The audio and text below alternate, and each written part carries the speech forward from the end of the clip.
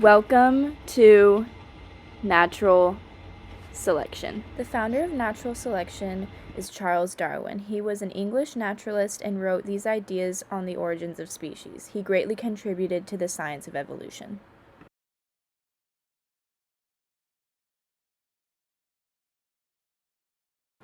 So what is natural selection? Well, let's find out.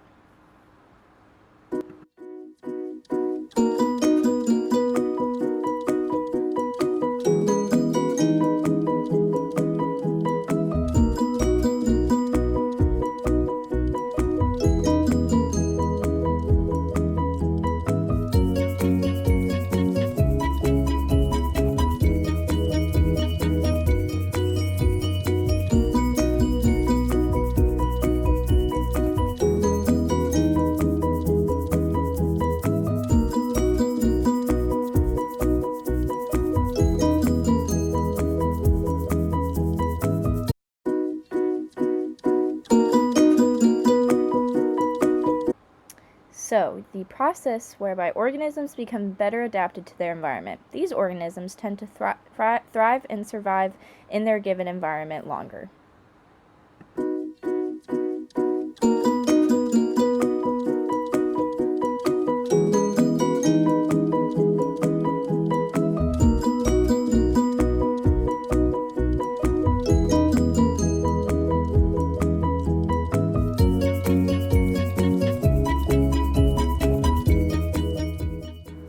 So, organisms that participate in natural selection tend to reproduce more than those less adapted to the environment, if those who participate in natural selection end up being the naturally selected, that is.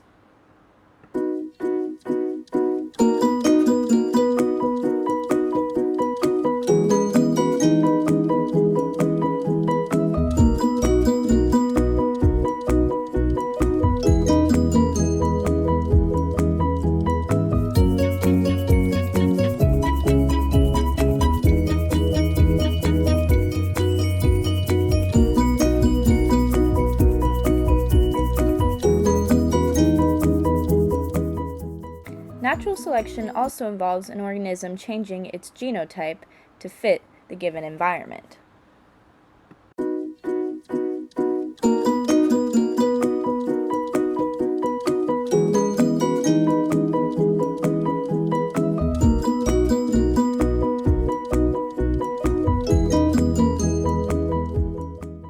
Side note, a genotype is the genetic constitution of an individual organism.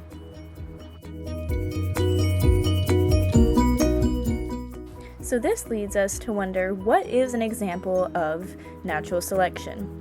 In the next slide, I'll show an example of white mice and darker mice, and how birds often see the white mice in the environment better than seeing the darker mice. So in this example, we're using white mice and darker mice.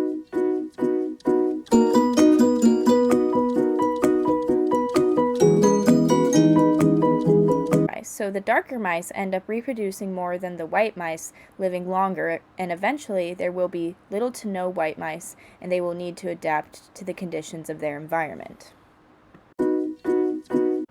Since the darker coated mice have survived longer and better than the white mice, they reproduce more dark mice babies.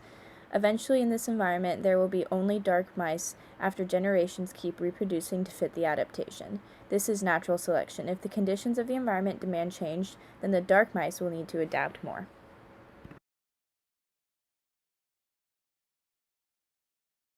Our last example of natural selection is giraffes. Giraffes actually used to have shorter necks, but they adapted to their environment so that they could gain more food and now have longer necks as that adaptation.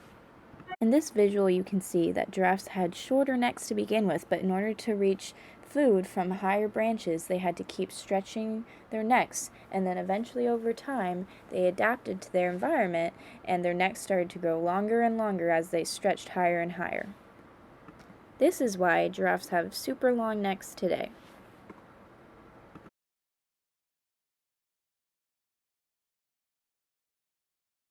Okay, everyone, that's all we have for today. Thank you for watching, and I hope that you learned something new. Bye!